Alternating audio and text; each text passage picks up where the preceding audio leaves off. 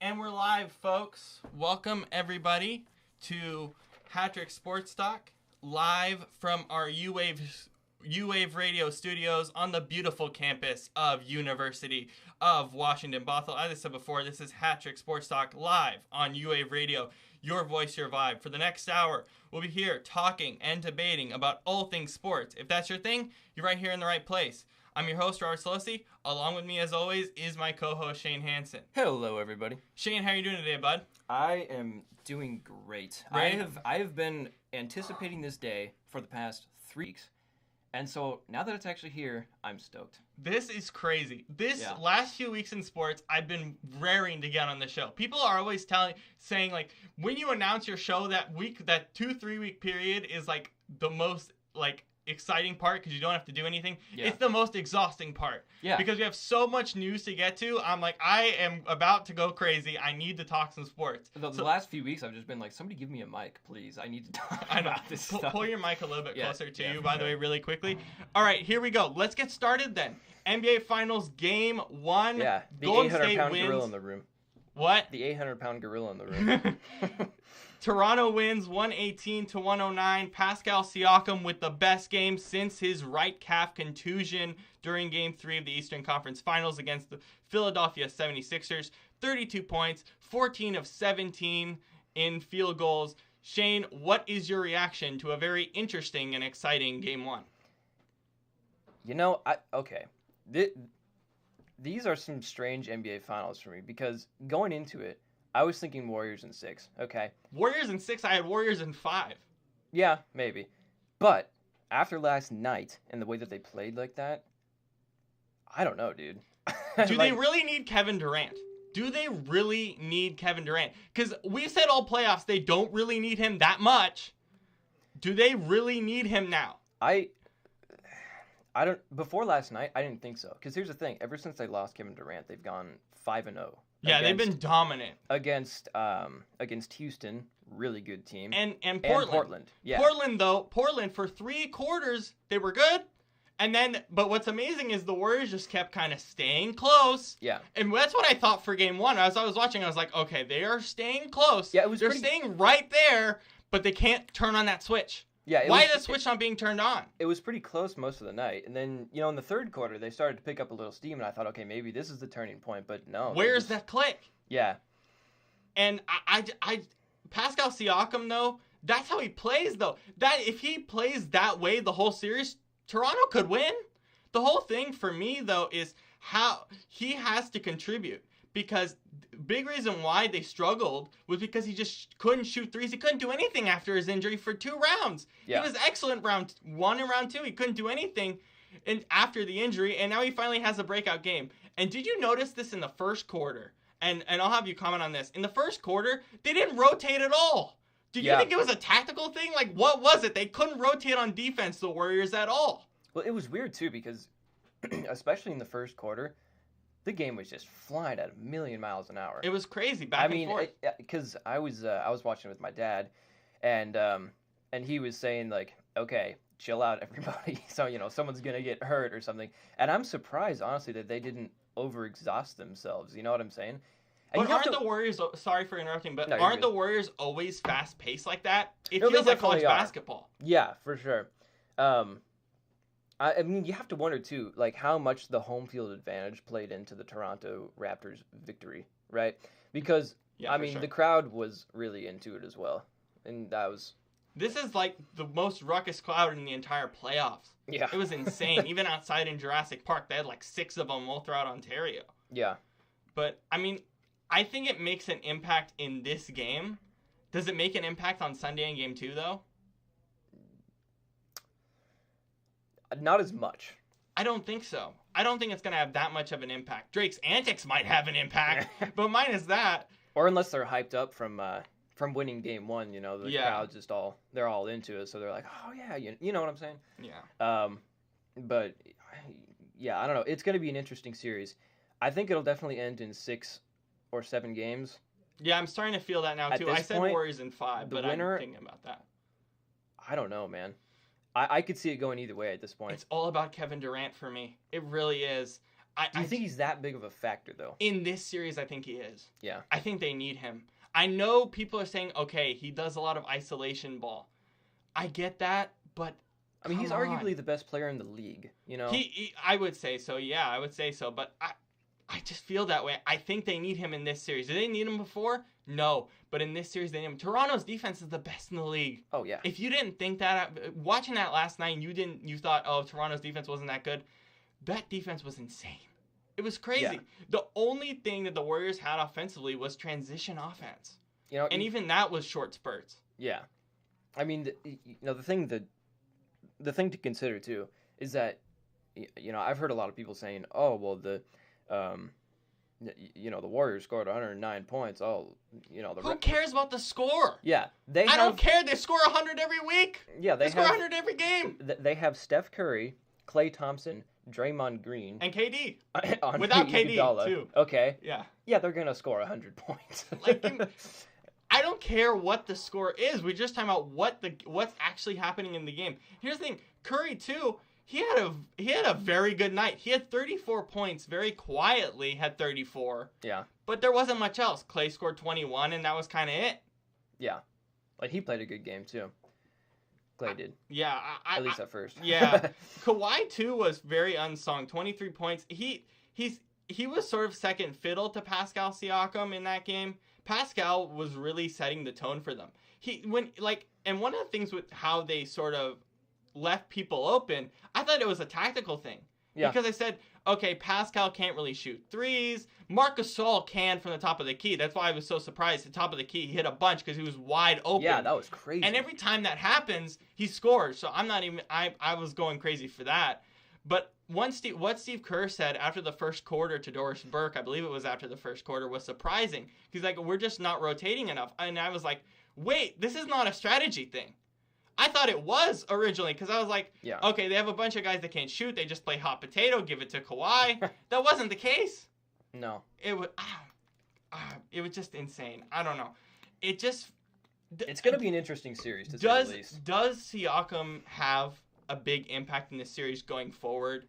Because if he has bad games and they put it all on Kawhi, is that a problem? Does Siakam need to be that second guy or even that first guy like we saw in Game 1 for him to win games? I don't think so. Really? I mean, well... Is it all about Kawhi Leonard for you in this series for Toronto? Or is it more? Is it Fred VanVleet hitting threes off the bench? Yeah, he does carry the team. You know? But is it all about... If it's all about him, do you think they'll lose? Because I think if it's just him doing everything...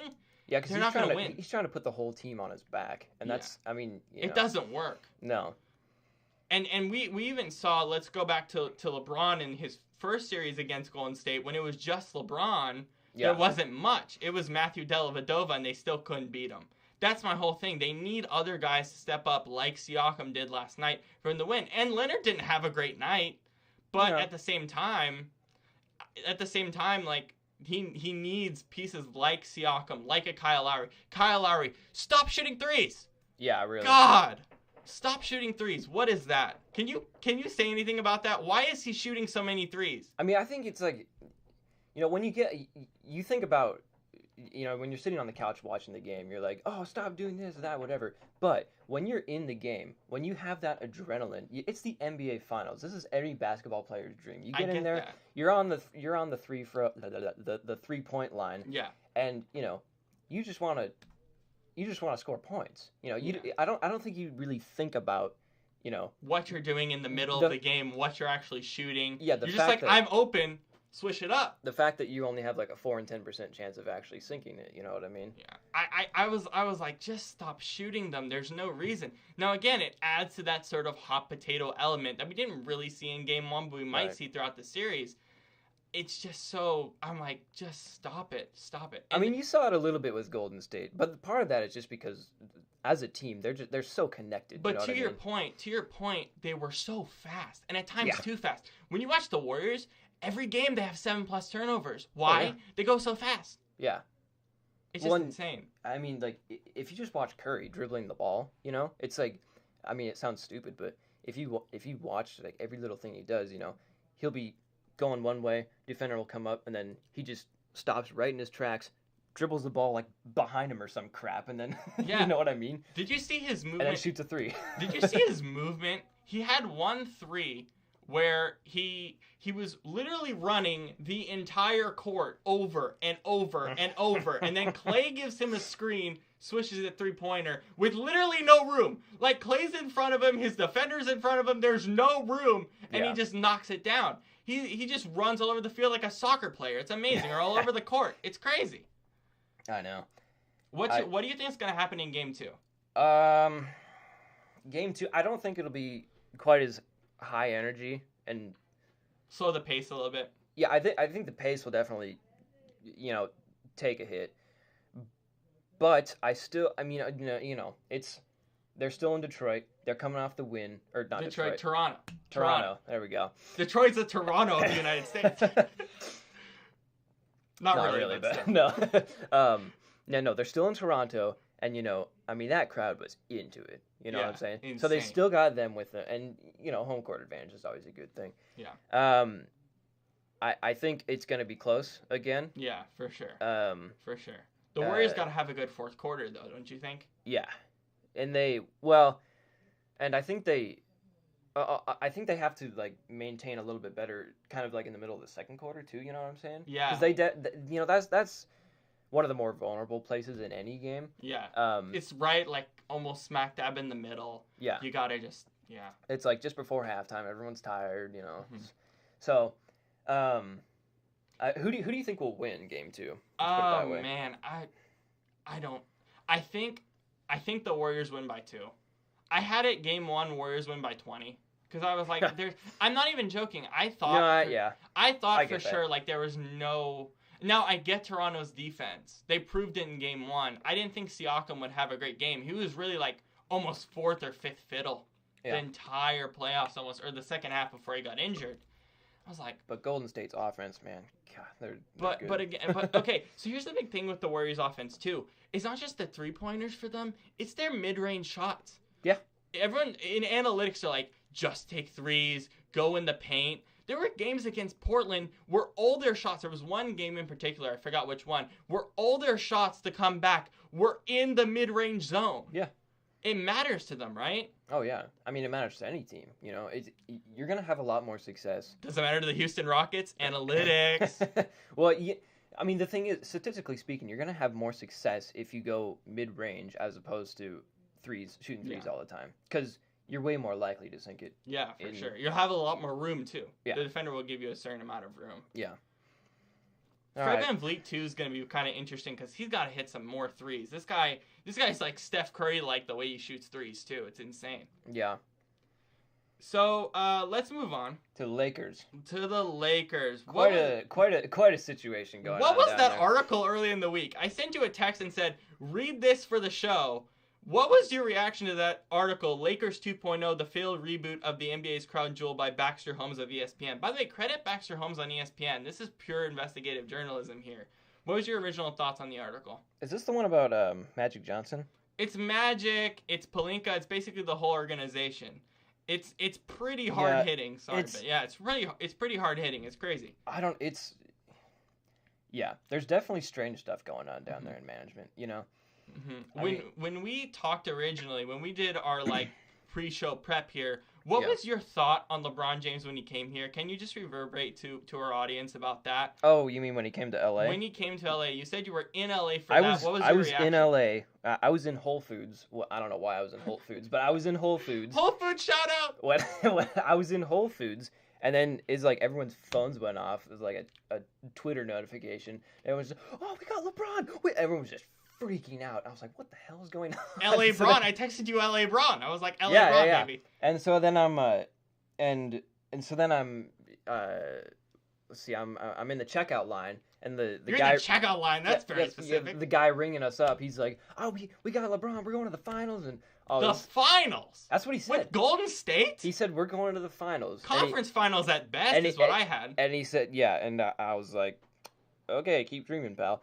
But my first reaction to that deal is that he went to LA for media opportunities. 100%.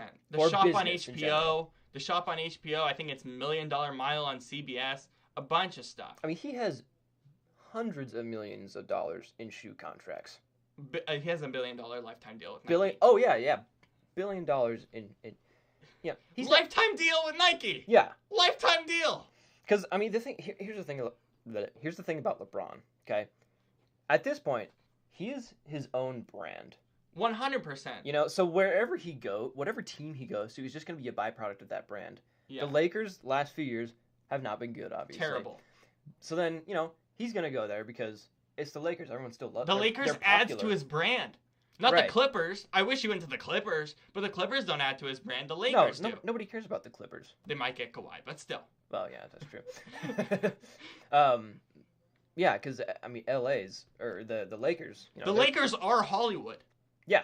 They technically are Hollywood. For sports, at least. Yeah. Yeah. I'm going to read some of the quotes for these. Yeah, sure. Because it is just insane. Magic Johnson, this is again quote from Baxter Holmes at ESPN, his investigative journalism on Lakers 2.0. It says, Magic Johnson told 1,000 of employees, multiple staffers, saying he could replace anyone at any time. A Lakers staff member said, "It's shocking," said one coaching staff member who was present. "If you're going to be in this business, you bring enough pressure on yourself. You don't need more pressure, especially for someone who's supposed to be their ally." He comes off to the fan base, Magic Johnson, with a big love and smile, but he's not. He's a fear-monger. Yeah. A fear-monger? What's your reaction to that? I mean, it's either exaggeration or, I mean, there could be some truth to that, honestly, because...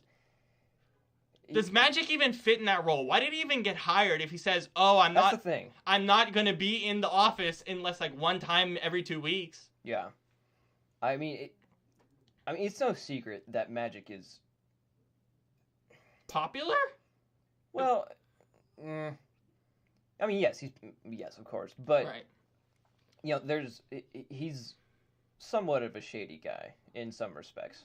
How would you say that? Just from this article or from what you feel about Well, Magic? I mean, yes, from this article and also just, you know, from things that he's done in his past. Yeah. You know what I'm talking about. Yeah, absolutely. So, I mean, I don't know. Like you said, it seems weird that they would make this higher because he doesn't have time. You have to be in. You have to be in there every day looking at European players, for example. You can't just be, I'm going to be in and out, and you can't say I'm going to fire you all if you're not in the building 24/7, 7 days a week. Yeah, look who's talking, pal. You know, I mean, because that's the thing. It's, you know, when you're running a basketball team, he's the president. Yeah, when you're running an entire freaking professional basketball organization, that is a 12-hour a day job, 5 days a week. You know what I mean? I would say 7 days a week. Or yeah, it's even more. Every day. Yeah, pretty much. So that's why this hire is just so bizarre. Just the hire in the start was bizarre, and then to see this is even more bizarre. Right. What are your thoughts on Rob Pelinka? I'm tired of him. I'm like really tired of Rob Pelinka as the GM. There was one quote here. So you love The Dark Knight, right? Oh yeah. What are your thoughts on that movie? Let's just get that out of the way. My opinion, it's one of the top 5 superhero films of all time. There you go. Straightforward, right? I know that Andrew on camera back here would disagree with that, but you know.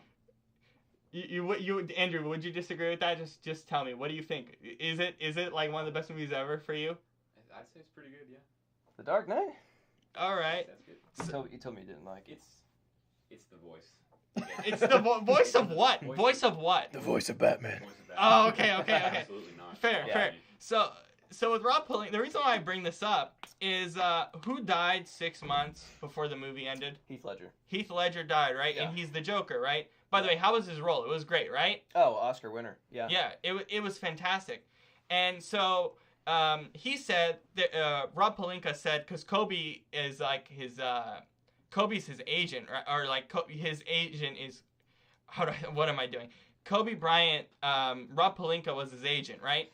So there was one. So he said Rob Pelinka said there was one time with Kobe, who I worked with for 18 years as his agent, was going back to play to MSG, Madison Square Garden, and he just saw The Dark Knight. Right.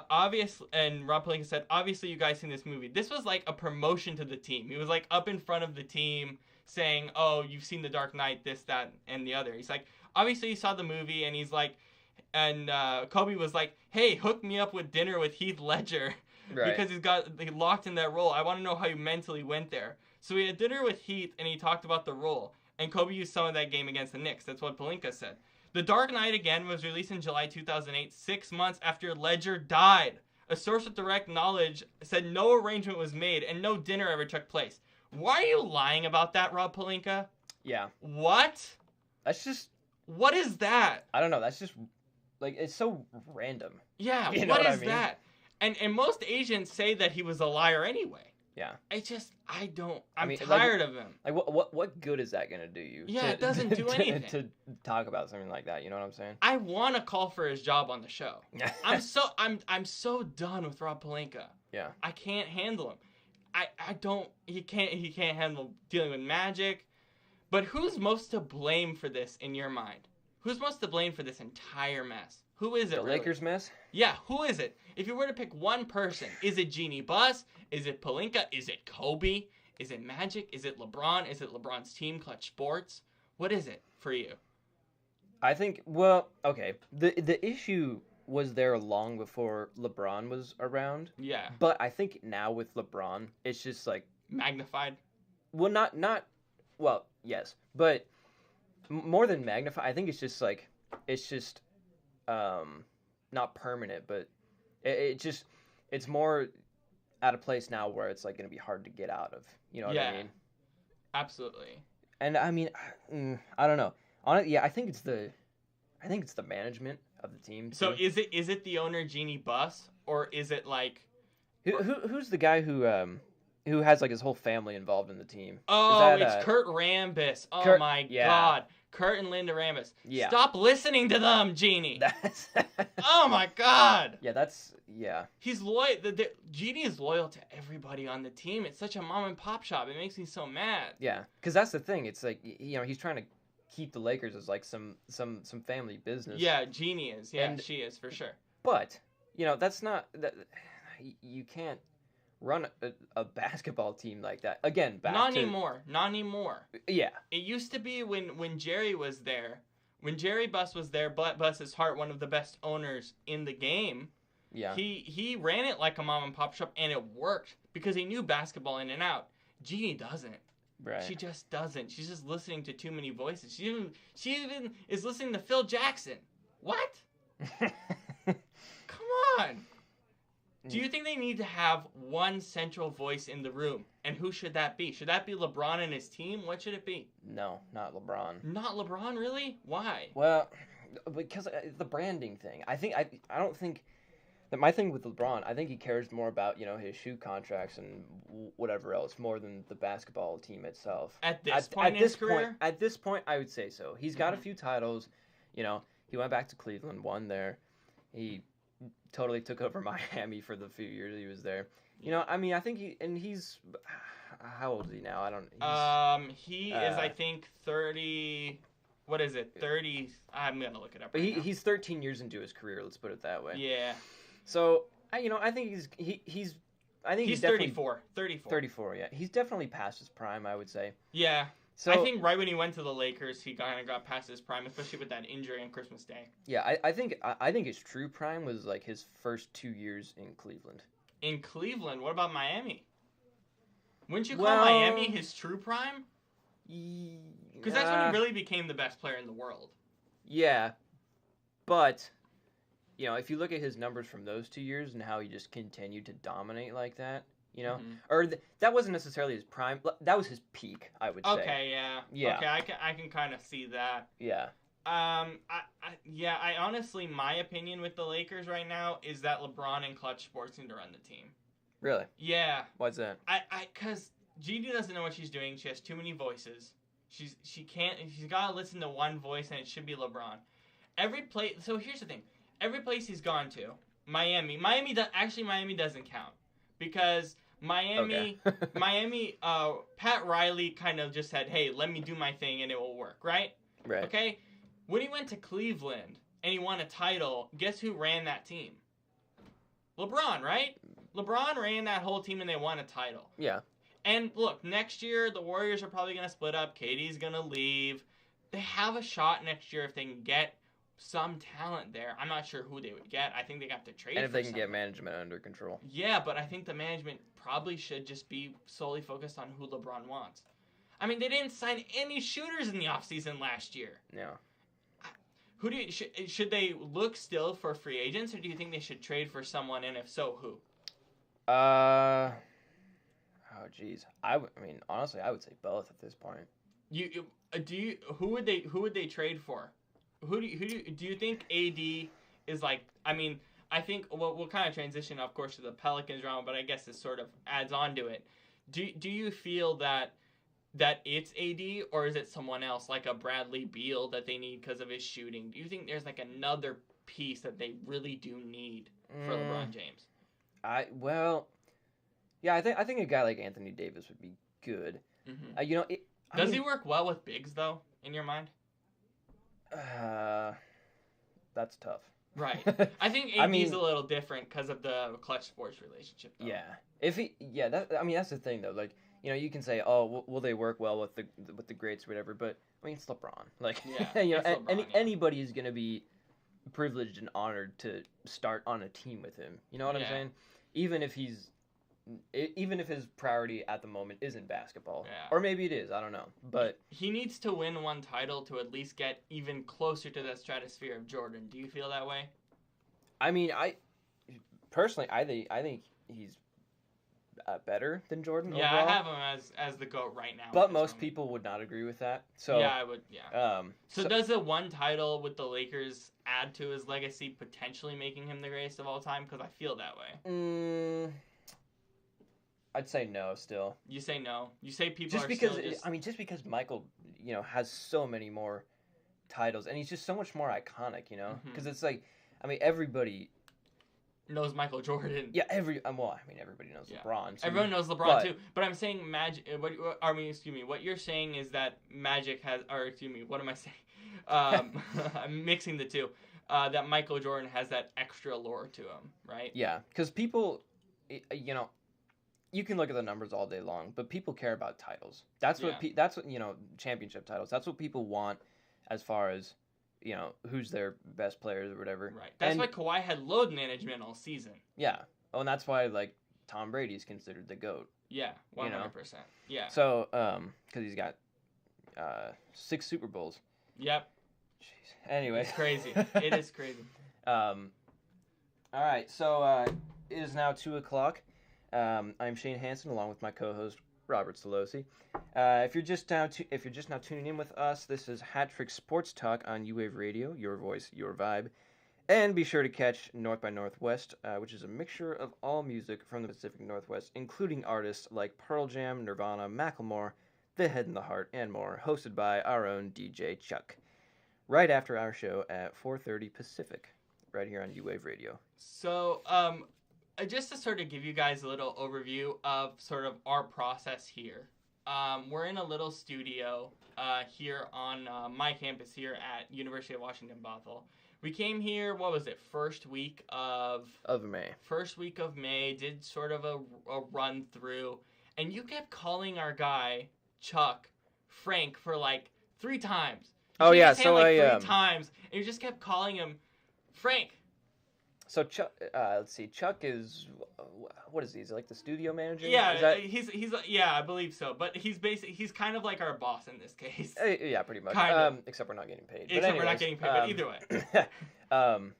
But yeah, no. So when we were first here meeting him, I came up to him and I was like, "Oh, hi, you're Chuck. Oh, okay, great. Yeah, I'm Shane. Nice to meet you. Whatever." Yeah. And then he shows us all the tools. Yeah, he shows us the whole soundboard, everything, and then. I was like, all right, thanks, Frank, and then we all I don't know. The first time, I don't think he really heard me. Yeah. But then the second time, I was like, wait, it was Frank, right? And he goes, we literally all froze. Yeah, for it was just silent, and he was like, no. And I said, wait, what? And he's like, no, it's Chuck. And I'm like, what the heck is this? And and for the next week, I still thought his name was Frank for whatever reason. Yeah, and then I had to tell you repeatedly on text. Yeah. But this is a really cool studio, though. I mean, it's pretty small, but this is pretty cool that we got this opportunity from my radio station here at my local school, and have you guys tune in is great as well. So, yeah, it's definitely we've been wanting to do this for how many years now? Like 9th grade, though. It's been a long time. Or hasn't it? like 5th grade. Something. Let's move on to R.J. Hampton, the number 5 prospect in ESPN's Top 100 for 2019. Remember, he reclassified to 2019 from 2020. Right. And he signed a contract with the New Zealand Breakers of the Australian National Basketball League. He said that on Get Up on ESPN on Tuesday. Thoughts on R.J. Hampton going pro and not deciding to go to, let's say, Kansas with Bill Self? Honestly, at first I was kind of mixed on it. Mixed? Because I was kind of mixed on this decision because you can look at it two ways. When you first hear about it, my mind instantly thought, "Oh, that's so arrogant of him to just say, "Oh, I'm good and I'm gonna arrogant, really? skip college." But when you listen to his reasoning, it makes sense. What, that he likes Luka Doncic, or is it deeper than that? No, that he wants to skip college. For his scenario. Yeah. Because he has a point in, instead of just going in college, going to a league that's, not quite as good as the United States, but getting experience with pros. You're what I'm playing saying? Men. You're not playing with boys, you're playing with men at that point. Yeah. So what do you think? How I feel about it is I loved it. Yeah. I absolutely loved it. I was like, thank God we need more of this. I wish that prospects could just say no to college. I'm saying a top 15, top 10. Yeah. I'm not saying like everyone not go to college. I'm saying if you're a top 10, top 15 prospect, you should do something else for 1 year. You should do what Darius Bagsley did, do an internship to learn about the business with New Balance. You go overseas. I don't know why more prospects do it. You don't need college as a pro basketball player. You don't need it. You really don't. I mean, look at LeBron. He didn't go to college. Straight out of high school. Straight out of high school. That's not an option. It will be potentially in a few years. But look, I love this move, and I wish more high school prospects did this because it makes sense. Think about it. Look at how we do things as college students, right? We go to classes. We have we have like homework and stuff. Gotta study. We gotta do homework. We gotta do all this stuff. Imagine playing basketball on top of that. Yeah, when you're a student athlete trying to go pro, that's a full-time job in itself. Yeah. Doing all of that it's exhausting. Doing all of that on top of all the class and stuff. I mean, it's a lot. It's a grind. Yeah. It's an actual grind. But imagine, this is one of the only at least professions in my mind that you don't have to go to college and you can clearly say, hey, look, I just want to focus on my craft. Yeah. I want to focus on what I want to focus on. I don't need to go to a biology class that I'm not going to use. It's just because everyone's, telling you to take the traditional path. And so you're like, oh, well, all right, I guess I got to do that. I'm not saying no to college. I'm not saying that. No. What I'm saying is that you can do college later on. You don't need it. LeBron is the smartest player in the NBA. He's never went to college. Yeah. You don't need it. If you want to go to college, you can later on.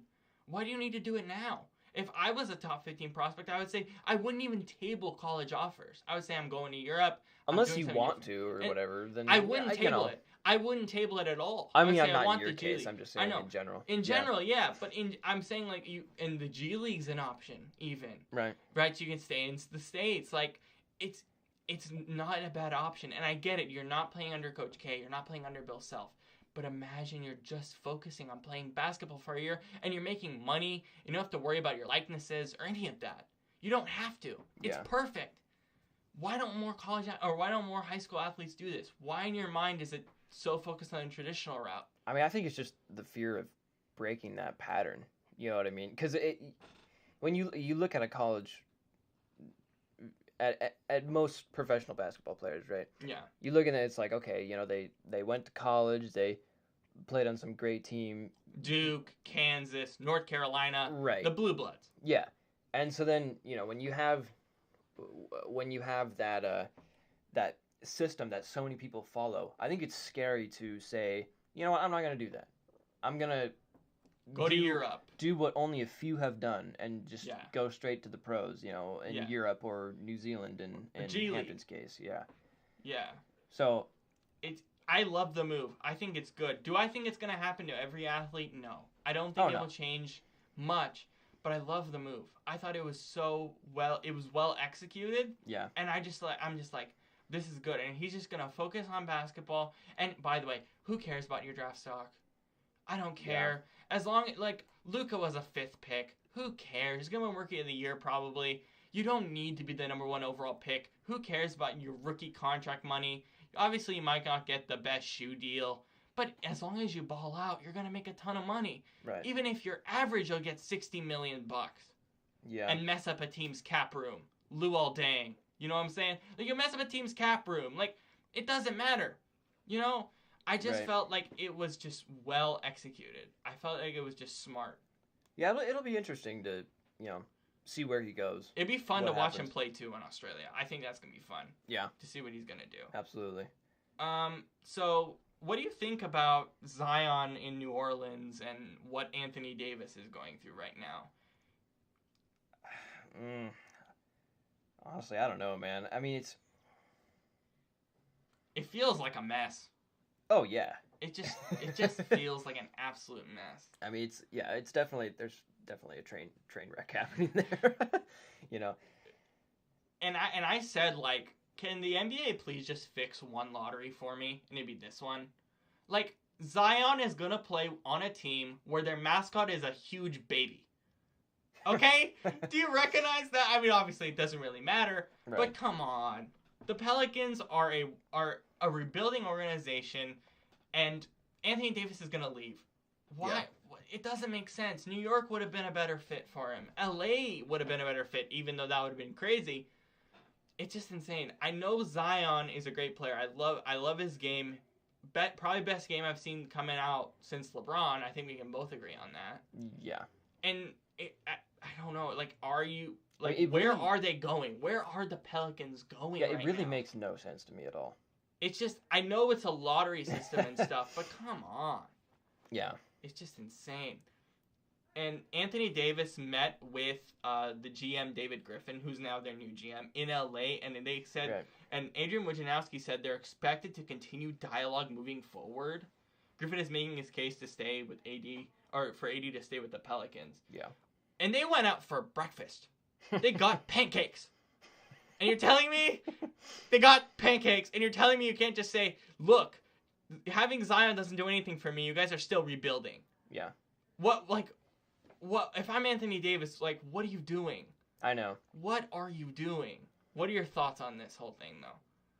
Like, with AD. Like, I'm so I don't know what he's doing. And he has Rich Paul there, too. I don't think he knows what he's doing. Yeah.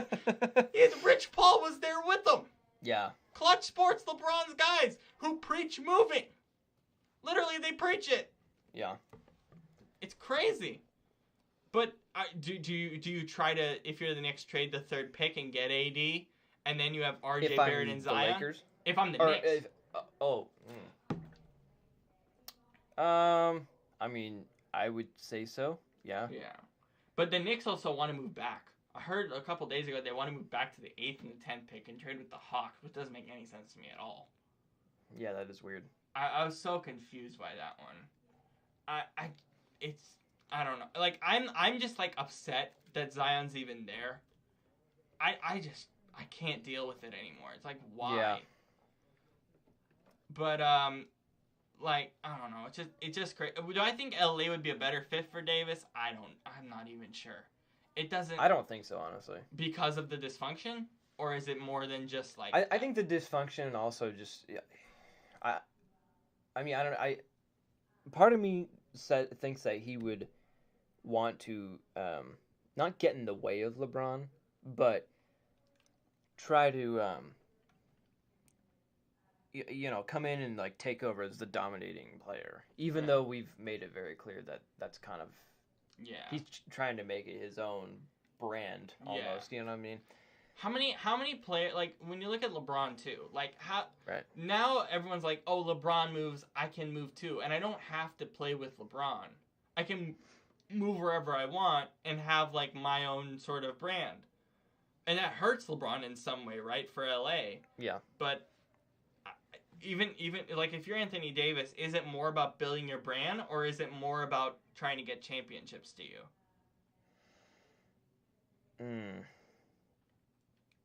Jeez, I don't know. Because I think it's pretty clear that he cares about legacy, and a big part of that is brand, but a big part of that is titles. You won't have a legacy if you don't have titles. I think for Anthony Davis, it's more about brand. It is more about brand. I mean, I would think so. And that's part of getting out of New Orleans, because New Orleans is not a basketball town at all. No. Yeah. So for the Houston Rockets, right. General Manager Daryl Morey said that he's willing to trade his entire roster and future draft picks. And that probably won't be James Harden, but they probably want to move away from Chris Paul's contract. Yeah. And Clint Capella's in some way as well. That was from Woj on ESPN. This was a surprise, wasn't it for you? Oh, seeing this? Is it too aggressive for you? Because I don't think they can get much return for Chris Paul at all. No. I mean, it's very... To say that, we got to just start entirely fresh, I mean, that's a bold move. That's too fresh. Yeah. I mean, and it depends on... Are they trying to get... They're trying to get draft picks and... So they're trading... Yeah, so they're deciding to trade that whole roster and the draft picks. Like, even Harden's going to be in these talks. Yeah. What do you get for Harden?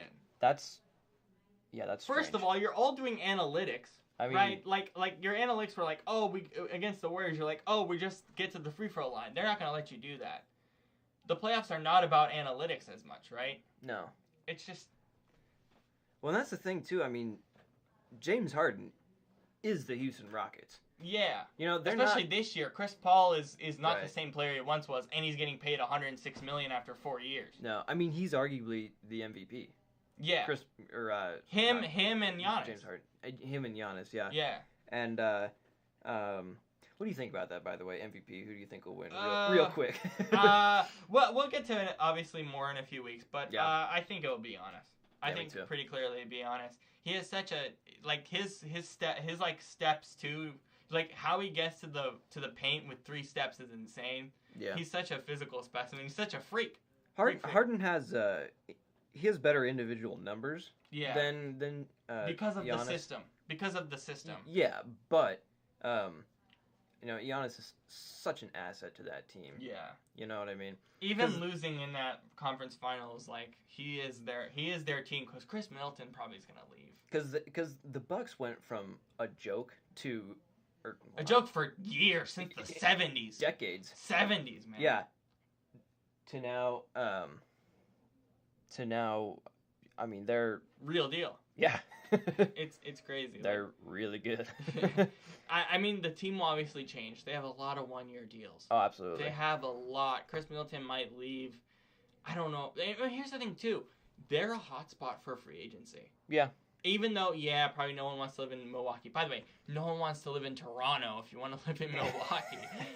like, come on. I do love Toronto and Milwaukee, but still, I would love to see someone like a Kemba Walker go there, maybe. Yeah. I feel like that would be very, very interesting, but it's going to be crazy. But back to Chris Paul, though. You give him that big contract. My whole question was, why did Chris Paul want that big deal? Because didn't he want to win games?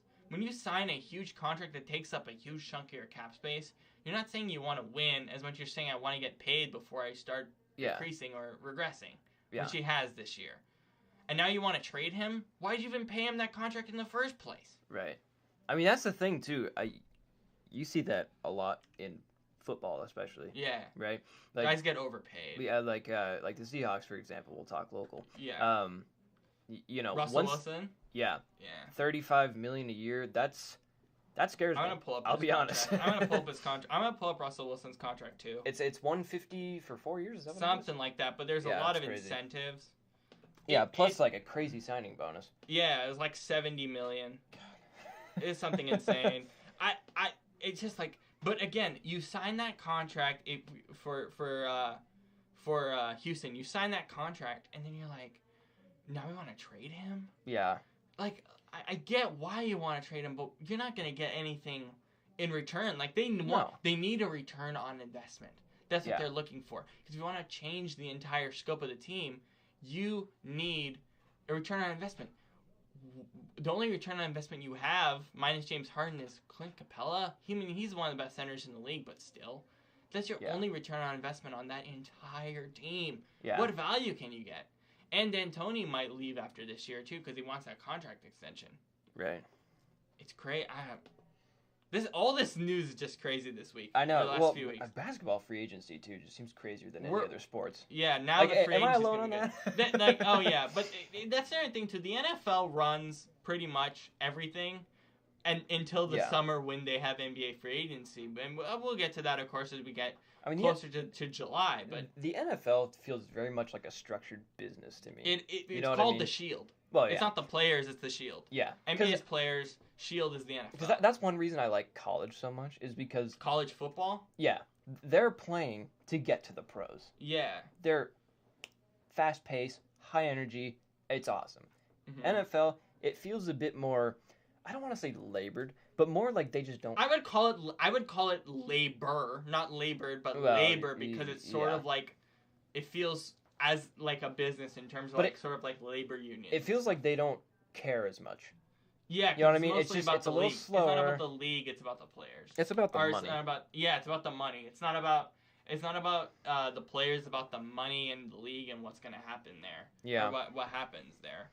But anyways. And on that note too, the lockout in 2021. We're not going to have a season of football in a couple of years, right? It's not going to happen. The NFLPA sent out an email advising their clients to start saving money for a work stoppage in 2021. I'm honestly surprised it hasn't happened sooner. Well, again, they signed the labor deal in 2011, and that was until 2021. Yeah. But if you're the NFL players, do you want to strike? Do you want to strike and say, it's not? Do you want to strike and say, we want a better future for the NFL players? No. Yeah, I wouldn't say, because how much legitimacy do they have? Because some guys can't survive without money. Imagine you're a rookie coming out in 2021, you don't have any money to go through a work stoppage for a year. You just don't have money. No. And, I mean, there have been, first thing you got to do, get rid of Roger Goodell. Okay. Get what? Yes. Get rid of him? Yes. Why would you get rid of him? Oh, are you kidding? Yeah, no, Roger I would not get rid of him at all. Oh, dude. Why would you get rid of him? Go through your list. No, we'll have that discussion in the fall when football season rolls around. But no, I honestly I appreciate Roger Goodell because he's I understand he's made stupid mistakes and he's an idiot. You can't be an idiot that runs $1 billion business and you have the best TV show on 5 networks. Do you realize that? Yeah, it's the best TV show on 5 networks. And Amazon Prime Video. Come on. I mean, okay. I get all the stupidity of the domestic violence and all that stuff, but you have the best TV show on 5 networks. That was all him. You do. Yes, it was. It was mostly all him. I wouldn't say it's all him. Or almost all him. Or at least the show. I mean, he negotiated the network. Yeah. You know, it has to renegotiate that too. He has to renegotiate that too, so they have to get that deal done really fast. And Eric Winston's going to run out on his contract for the NFLPA as the president. So imagine if you have a Richard Sherman become president. He's going to force a strike. He's going to force a strike, right? I'm not kidding. They have, because Eric Winston's I can't disagree with that. You know, Eric Winston's very chill, so they need to get that deal done quickly. They got to get it done next offseason. Yeah. Well, if it does happen, it's gonna suck for our ratings. It's gonna be a mess. It's gonna suck for our ratings on the show. The NFL is gonna take such a hit. Absolutely. I mean, it's gonna be bad. Oh my god. I mean, the owners. The thing is, the owners have leverage because they have a bunch of side businesses and all that stuff. Well, yeah. So, but it will matter more for the players, I think, just to have a year off. Yeah. It would be so bad for the entire league. But also, one of the main things as well is that they want to do an 18-game schedule again. Isn't this the dumbest idea you ever heard? How many years have we heard they want an 18-game schedule? It's so ridiculous. It's a bad idea. Why is it a Really. bad idea for you? Well, I mean, I think 16 is already kind of a lot. Well, 18-game season would mean 17 games, but yeah, because bye week still. Oh, yeah, Yeah. true. Yeah. I mean, I don't see the thing. Is it a player health and safety issue? Oh, absolutely. Yeah. Yeah. I mean, the reason the season is so short and the reason they only play once a week is Yeah. because, during the and this is like the Thursday night football issue. Yeah. When you have, when you play on Sunday. And you go on Thursday. Yeah. No, well, so then, so when you play on Sunday, it's like, okay, whatever. And then Monday, I mean, when you wake up in the morning, you're in bed for like 3 hours. Oh my God, you're sore. Yeah. Because, I mean, you got like 300-pound guys running into you at full speed.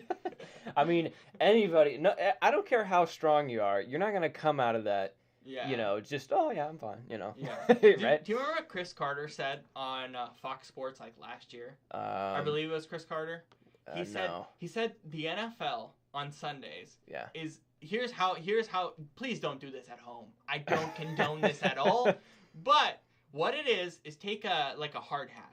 Take like one of those construction hard hats. Does your God. dad work in construction? Yeah, he does. So you know those like hard hats? I don't like where this is going. Yeah, no, so listen.